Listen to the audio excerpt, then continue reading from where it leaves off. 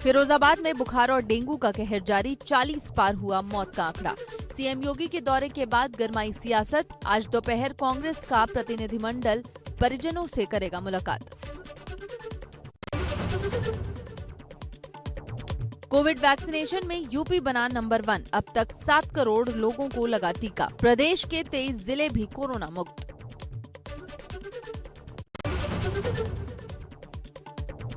Greater Noida में जनवरी से शुरू हो सकता है फिल्म सिटी का निर्माण कार्य।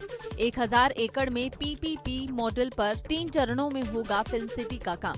प्रोजेक्ट में करीब 6000 करोड़ से अधिक का खर्च होगा।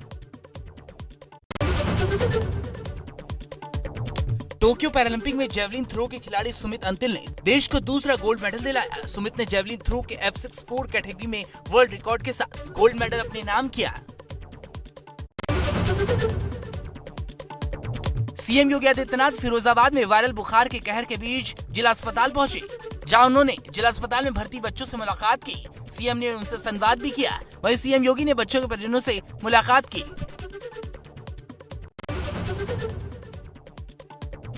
बाराबंकी में सरयू नदी में आई बाढ़ से जिले के रामनगर, सिरौली, गौसपुर और फतेहपुर तहसील के कुछ गांव बाढ़ की चपेट में आए। तराई वासियों के लिए बनी मुसीबत।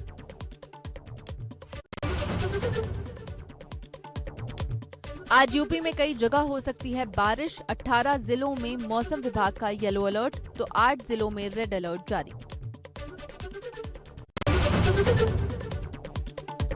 झांसी में भारी बारिश के बाद मौसम सुहाना हो गया। कई दिनों से बारिश नहीं हुई थी। बारिश से किसानों को काफी राहत मिली है। वहीं बारिश होने से सड़कों पर ऑटो फंस गई। बागेश्वर में मानसूनी बारिश के बाद कपकोट के तहसील क्षेत्र के मोटर मार्ग खस्ता हाल हो गए हैं। भारी बरसात के चलते जिले में 17 ग्रामीण लिंक मोटर मार्ग बाधित हो गए हैं। सर्वाधिक सड़कें कपकोट तहसील अंतर्गत ही हैं, जिन्हें हालांकि विभाग जेसीबी मशीनों की मदद से खोलने में जुटा हुआ है। सहारनपुर में मोहल्ला चौताला पर पीर वाली गली में अचानक एक मकान भरभरा कर गिर गया। गनीमत रही कि मकान गिरने से किसी की जान की हानि नहीं हुई। कानपुर में आईआईटी के प्रोफेसर मनिंद अग्रवाल का तीसरी लहर को लेकर अनुमान। कहा, नया म्यूटेंट आया तो अक्टूबर में आएगी कोरोना की लहर। अक्टूबर अंत या नवंबर के प्रथम सप्ताह तक तीसरी लहर आने की आशंका। 24 घंटों में 30,941 नए कोरोना केस सामने आए। 350 कोरोना संक्रमितों की जान चली गई। वहीं 24 घंटे में 36,275 लोग कोरोना से ठीक हुए। कोरोना महामारी की शुरुआत से लेकर अब तक कुल 3,27,68,000 लोग संक्रमित हुए हैं। इनमें से 4,38,560 लोगों की मौत हो चुकी है। अब तक 3,19,59,000 लोग ठीक भी हुए। 30 अगस्त तक देश भर में 64,05,28,000 कोरोना वैक्सीन के डोज दिए जा चुके हैं। बीते दिन 59,62,000 टीके लगाए गए। बढ़ते कोरोना केस के मद्देनजर फैसला, केरल से कर्नाटक आने वालों के लिए 7 दिन का क्वारंटाइन अनिवार्य।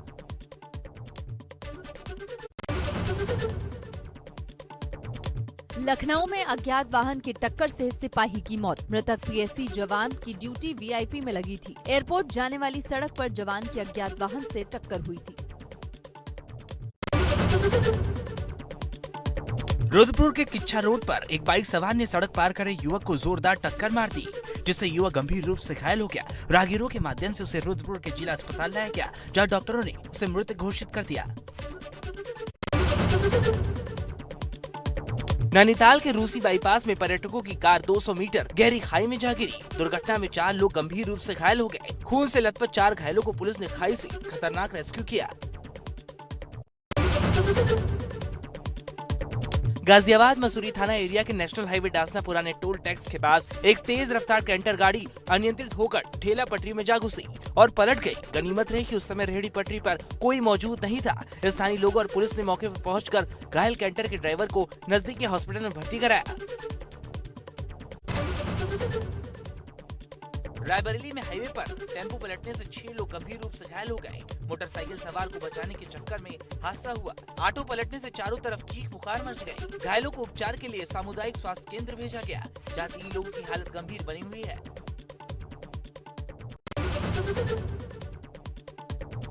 भदोही में मामूली बात पर दो पक्षों के बीच खूनी संघर्ष, दोनों गुटों के बीच जमकर मारपीट और पथराव। घटना में शामिल लोगों पर केस दर्ज। बलिया में बीती रात पुलिस के अभियान में शराब, बियर बार और भांग की 158 दुकानों में एक साथ पुलिस द्वारा अचौक छापेमारी की गई। एसपी द्वारा गठित 53 पुलिस टीमों द्वारा एक साथ अलग अलग जगहों पर की गई इस छापेमारी में 748 संदिग्ध लोगों को चेक किया गया, जिसमें 113 लोगों को पुलिस ने गिरफ्तार किया। वहीं इस अभियान के दौरान पुलिस की टीमों ने 394 लीटर कच्ची शराब, 1100 ग्राम गांजा के साथ एक तमंचा और एक कारतूस भी बरामद किया है। शामली के गांव अजीजपुर में पिता को शराब से रोकने के बाद भी न मानने पर पुत्र ने पिता की गोली मारकर हत्या कर दी। हत्या के बाद से आरोपी पुत्र फरार है। वहीं पुलिस ने मौके पर पहुंचकर शव को कब्जे में लेकर पोस्टमार्टम के लिए भेज दिया है। सोनभद्र में पिकनिक मनाने आए युवक की रेहन जलाशय में डूबने से मौत हो गई। मौके पर पहुंची पुलिस ने शव को जलाशय से बाहर निकालकर तुद्दी पोस्टमार्टम के लिए भेजा। लखनऊ में एयरपोर्ट जाने वाली सड़क पर हुआ भीषण हादसा। वीआईपी में ड्यूटी करने आए पीएससी कर्मी की मौत। मुख्यमंत्री की फ्लीट आने से पहले हुआ हादसा। अज्ञात वाहन की टक्कर से पीएससी कर्मी की मौत हो गई। लखनऊ कमिश्नरेट के पश्चिम जोन पुलिस को एक बड़ी सफलता हासिल हुई है। थाना ठाकुरगंज पुलिस ने शातिर चोरों के गैंग के 3 आरोपी और चोरी के माल खरीदने वाले 3 सुनारों को धर दबोचा है।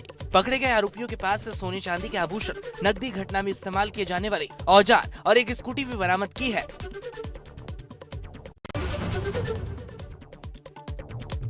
धारचूला में काली नदी पर बनी है 200 मीटर लंबी झील। झील बनने से दोबाट में ग्रीफ कैंप, तपोवन में एनएचपीसी परिसर और धारचूला क्षेत्र को बना हुआ है खतरा। दोबाट में ग्रीफ कैंप का आधे से ज्यादा भाग काली नदी में समाया।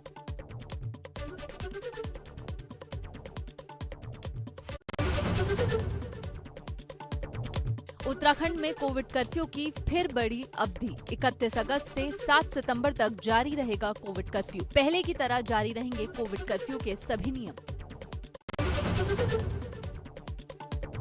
देहरादून में कांग्रेस में खुलकर आई गुटबाजी सामने। प्रीतम गुट और हरीश रावत गुट आमने सामने। नेताओं की ज्वाइनिंग के एक ही दिन में एक ही वक्त पर 2 अलग अलग कार्यक्रम।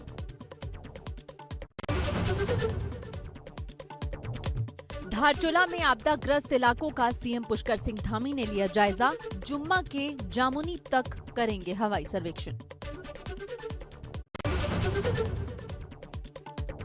रायबरेली में भाई बहन पर एसिड अटैक। बुरी तरह झुलसे भाई बहन, दोनों की हालत गंभीर।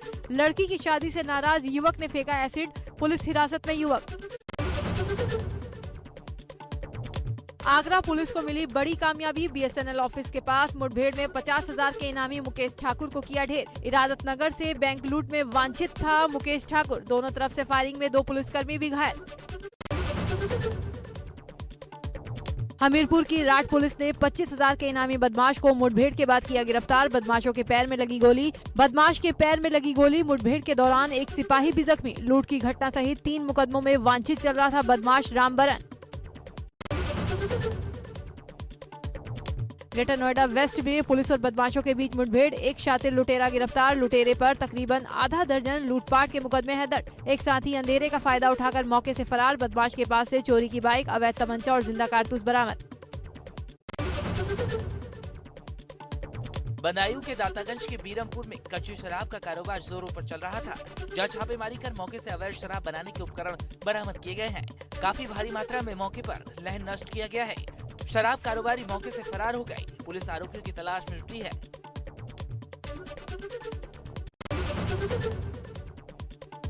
पीलीभीत में लापता किशोरी का शव बाग में लटका मिलने से इलाके में सनसनी फैल गई। वहीं सूचना पर पहुंची पुलिस ने शव को कब्जे में लेकर पीएम के लिए भेजकर परिजनों से मिली तहरीर के आधार पर आरोपी प्रेमी को हिरासत में लेकर जांच पड़ताल शुरू कर दी है।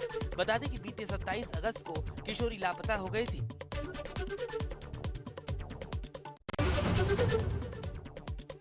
गोंडा जिले से जहां तरफगंज थाना क्षेत्र के अंतर्गत कुचिया गांव में एक अधेड़ किसान को गांव के दबंग ने जमीनी रंजिश के चलते 4 पहिया वाहन से रौंदकर हत्या कर दी। वहीं मृतक के बेटे ने पिता की हत्या शिकायती पत्र थाने में दिया, जिसके बाद पुलिस ने गैर इरादतन हत्या का मुकदमा दर्ज कर लिया। मृतक के बेटे ने बताया कि आरोपी से उसकी पहले से जमीन विवाद चल रही है। बिजनौर में दिन दहाड़े दुकान में गोली चलने से मची अफरा तफरी। रिटायर्ड दरोगा के बेटे ने गोली मारकर की आत्महत्या।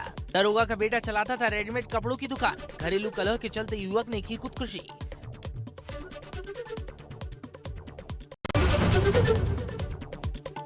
प्रदेश भाजपा अध्यक्ष स्वतंत्र देव सिंह जन्माष्टमी के मौके पर समाजवादी पार्टी के संरक्षक मुलायम सिंह यादव के आवास पहुंचे और उनसे मुलाकात की। इस दौरान स्वतंत्र देव सिंह ने मुलायम सिंह यादव को राधे राधे लिखी, अंगवस्त्रम भी भेंट की और मुलायम सिंह यादव का हालचाल जाना।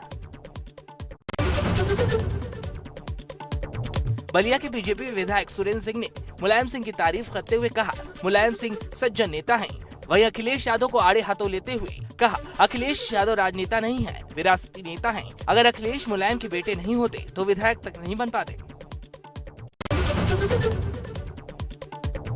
सपा के प्रदेश अध्यक्ष नरेश उत्तम पटेल और पूर्व मंत्री नरेंद्र वर्मा के नेतृत्व में जिले में पहुंची किसान पटेल यात्रा। कानपुर में बढ़ता जा रहा है वायरल फीवर का प्रकोप। रोगियों को सांस लेने में हो रही है तकलीफ। लीवर और गुर्दे भी हो रहे बुरी तरह प्रभावित। अफगानिस्तान में फंसी बेटी को सुरक्षित भारत लाने के लिए मां की गुहार। पीएमओ और उच्च अधिकारियों से लाने की गई गुहार। 2013 में मुंबई में जॉब के दौरान अफगानी युवक से की थी युवती ने शादी और अफगानिस्तान चली गई थी। एटा में फर्जी दारोगा के युवक को बेल्ट से पीटने और भद्दी गालियां देने के वायरल वीडियो के मामले में बीजेपी के सदर विधायक विपिन वर्मा डेविड का बड़ा बयान। पुलिसकर्मी के रूप में बेल्ट से मारते हुए उसका वीडियो वायरल हुआ, जिससे हमारी पुलिस प्रशासन की छवि बनी हुई। पुलिस ने बहुत तेजी से एक्शन लेते हुए उसको ट्रेस करके उसको पकड़ा। फर्रुखाबाद में रेल प्रशासन ने स्टेशन की भव्यता बढ़ाने को लेकर रेलवे स्टेशन परिसर में 100 फीट ऊंचे राष्ट्रीय ध्वज का लोकार्पण सांसद मुकेश राज और राज्यसभा सांसद अशोक सिद्धार्थ ने संयुक्त रूप से बटन दबाकर किया। ऐतिहासिक ऊंचाई पर खुला शेयर बाजार। सेंसेक्स पहली बार 57,000 के पार, निफ्टी 17,000 के बेहद करीब। तेल कंपनियों ने मंगलवार को पेट्रोल और डीजल की कीमतों में कोई बढ़ोतरी नहीं की। लगातार 7वां दिन है जब ईंधन की कीमत में कोई फेरबदल नहीं हुआ। दिल्ली में पेट्रोल का भाव 101 रुपए 49 पैसे प्रति लीटर और डीजल का भाव 88 रुपए 92 पैसे प्रति लीटर है। सुप्रीम कोर्ट में 9 नए जजों ने पदभार संभाला। चीफ जस्टिस एनवी रमना ने पद की शपथ दिलाई। 9 सुप्रीम कोर्ट जजों में से 8 हाई कोर्ट के चीफ जस्टिस या जज हैं। आइकॉनिक कोच और मेंटर वासु परांजपे का निधन। तेंदुलकर ने कहा, ऐसा लगता है जैसे मेरा एक हिस्सा चला गया। वासुदेव परांजपे तेंदुलकर, गावस्कर, वेंगसरकर, मांजरेकर और रोहित शर्मा जैसे टीम इंडिया के बड़े खिलाड़ियों के मेंटर थे। अमेरिका ने अफगानिस्तान से अपनी सेना को पूरी तरह से निकाला। राष्ट्रपति बाइडेन बोले, 20 साल की सैन्य उपस्थिति का अंत हुआ। संयुक्त राष्ट्र सुरक्षा परिषद ने अफगानिस्तान पर प्रस्ताव पारित किया। इसमें कहा गया कि तालिबान अफगानिस्तान के नागरिकों की सुरक्षा की बात का पालन करेगा। बॉलीवुड एक्ट्रेस ऐश्वर्या राय की बेटी आराध्या बच्चन का एक पुराना वीडियो सोशल मीडिया पर काफी तेजी से वायरल हो रहा है। इस वीडियो में आराध्या जय सिया राम भजन पर परफॉर्म कर रही है।